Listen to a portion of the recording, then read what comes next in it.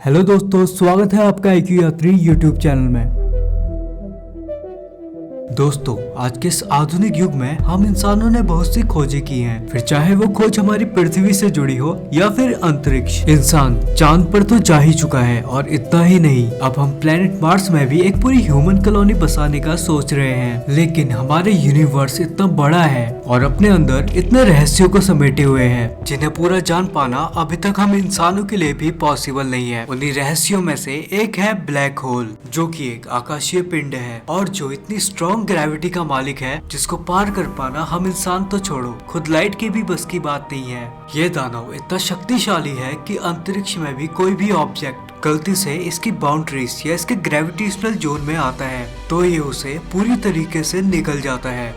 इस रहस्यमय black hole के बारे में दुनिया के सामने सबसे पहले अपने विचार प्रोफेसर जॉन मिशेल ने ईयर 1783 में प्रकट किए थे, जो कि कैम्ब्रिज यूनिवर्सिटी में एक अध्यापक थे।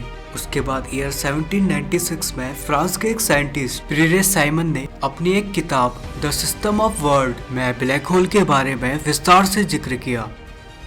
शुरुआत में इन वैज्ञानिकों के विचारों का काफी मजाक उड़ाया गया, लेकिन इनकी बोलती तब बंद हुई जब अंतरिक्ष वैज्ञानिकों ने पूरी दुनिया के सामने सिग्नस X1 नाम के ब्लैक होल होने की पुष्टि की। एक ब्लैक होल एक विशाल तारे और ये ही नहीं, पूरी की पूरी गैलेक्सी तक को निगल सकते हैं। अब आप भी यही सोच रहे होंगे कि आखिर ये ब्लैक होल्स अस्तित्व में कैसे आए और ऐसे कौन से सर्कमस्टांसेस रहे होंगे जिनमें ये ब्लैक होल्स बने होंगे। इन सभी रिडल्स को सुलझाने के लिए आइए समझते हैं the journey of a black hole.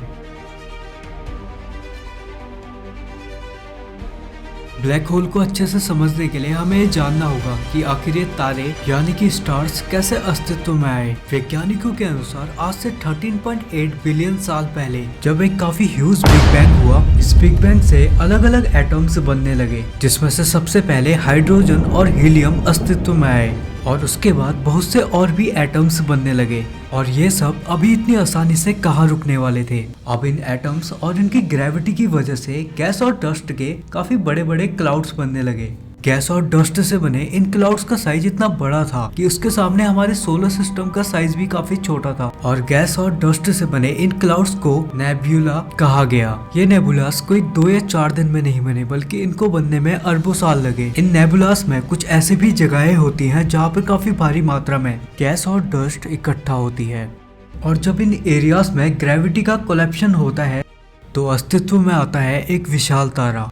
जब हम रात में आसमान की तरफ देखते हैं तो हमें आसमान में कुछ ब्राइट स्पॉट्स नजर आते हैं, जिन्हें हम स्टार्स भी कहते हैं। दिखने में तो ये काफी शांत से लगते हैं, लेकिन एक स्टार के कोर में इतना एक्सट्रीम टेम्परेचर होता है जिससे इसके अंदर के हाइड्रोजन एटम्स एक दूसरे से जुड़ने पर मजबूर हो जाते हैं और जिसकी वजह से इसमें हीलियम बनने लगती है। और इस न्यूक्लियर फ्यूजन से इतनी एनर्जी रिलीज होती है जितनी एनर्जी तो 100 बिलियन एटम बॉम्ब्स मिलकर भी नहीं कर सकते। और न्यूक्लियर फ्यूजन होने की वजह से इसके कोर से गामा रेस बाहर निकलने लगती हैं और यही गामा रेस इसके सरफेस पर पहुंचकर लाइट बनाती है। पर अफसोस हमारे व्हीकल्स के जैसे स्टार्स को एनर्जी देने वाला न्यूक्लियर फ्यूल हमेशा नहीं रहता, क्योंकि स्टार जितना बड़ा होता है उसे उतने ही ज्यादा न्यूक्लियर फ्यूल की नीड होती है।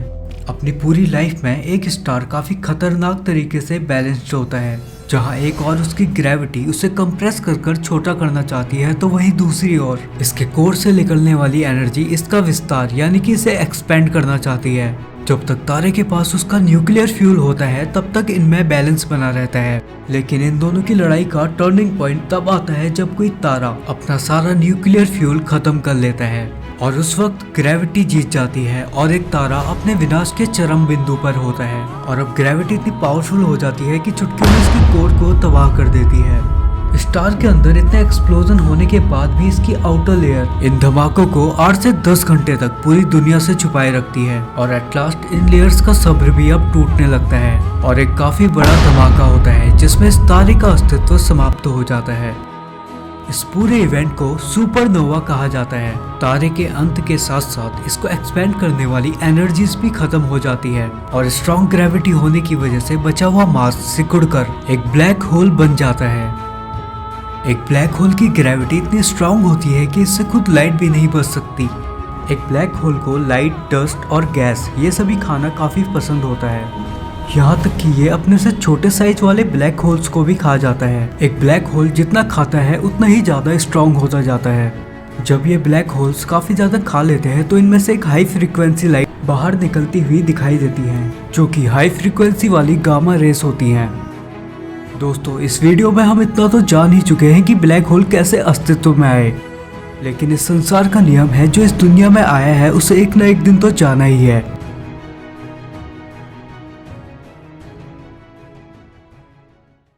सो गाइस, वीडियो कैसा लगा कमेंट करके जरूर बताएं। अगर वीडियो इन्फॉर्मेटिव लगा तो वीडियो को लाइक करें और ज्यादा से ज्यादा शेयर करें। फर्दर वीडियोस के लिए चैनल को सब्सक्राइब करें। धन्यवाद।